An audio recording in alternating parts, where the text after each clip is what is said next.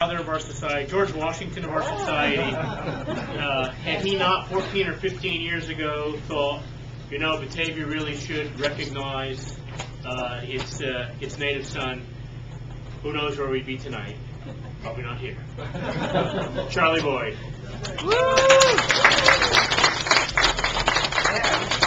Because of you, we're going to have the bench soon, right? Right. We can think about this.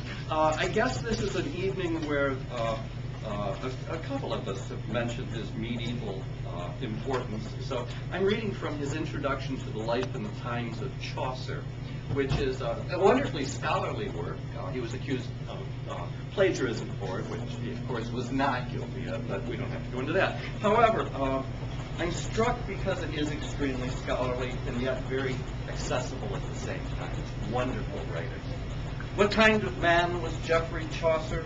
One begins on the answer with easy confidence, but almost immediately one finds oneself faltering, hunting through the poetry in increasing dismay and beginning to equivocate, to bluff.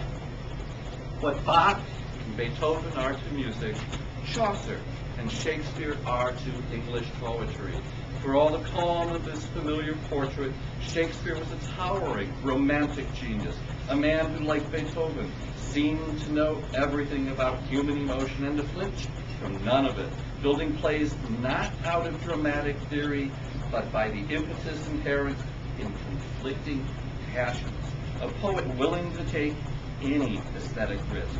Chaucer, on the other hand, was a sort of medieval, well-tempered Bach. Bach himself was, at least on occasion, an inkpot thrower. An artist, philosopher, more tranquil and abstract, more conservative and formal than any poet of the Renaissance.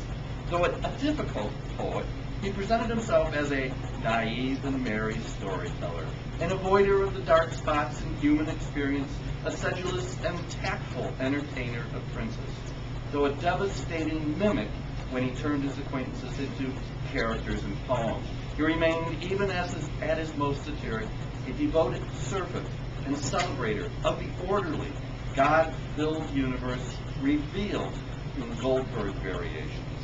The comparison is oversimple, of course. In certain moods, Shakespeare was more classical, so to speak, than Bach in the conservative, perfectly shaped Tempest, for instance.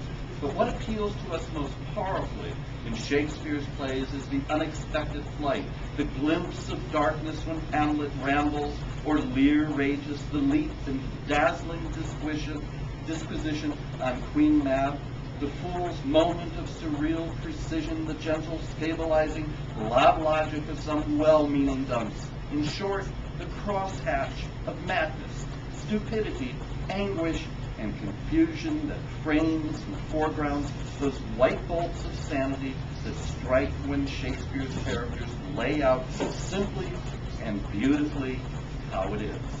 And in the same way, Chaucer, whose painstaking technique, endless revision and concern about form would make him, if nothing else did, a model of the classical impulse, was in certain moods as personal, as original, and in his own mild way as eager to shock as was Beethoven. As Beethoven attacked Rococo music, emancipating musicians and their art from the princely rabble, as he called them, so Chaucer more gently mocked and brought to ruin, or at times transmuted, those empty, artificial, poetic forms so popular in his day with the lesser French and Italian poets, dream visions, stories of love saints, and so on, forms aimed less at truth and beauty before Chaucer took hold of them than at amusing the courtly genteel. What came before Chaucer, in France especially, discounting one masterpiece, the Roman de la Rose, was wine-sipper's poetry, the poetry of house arrest. That is, verse entertainment designed to help people in remote castles get through the long evening. People, in some cases, not free to do much else except to hear poetry, being prisoners in their own houses, or some other great man's, as was King John of France after his capture by the Black Prince, or Mad Isabella of England soon after her affair with Roger Mortimer.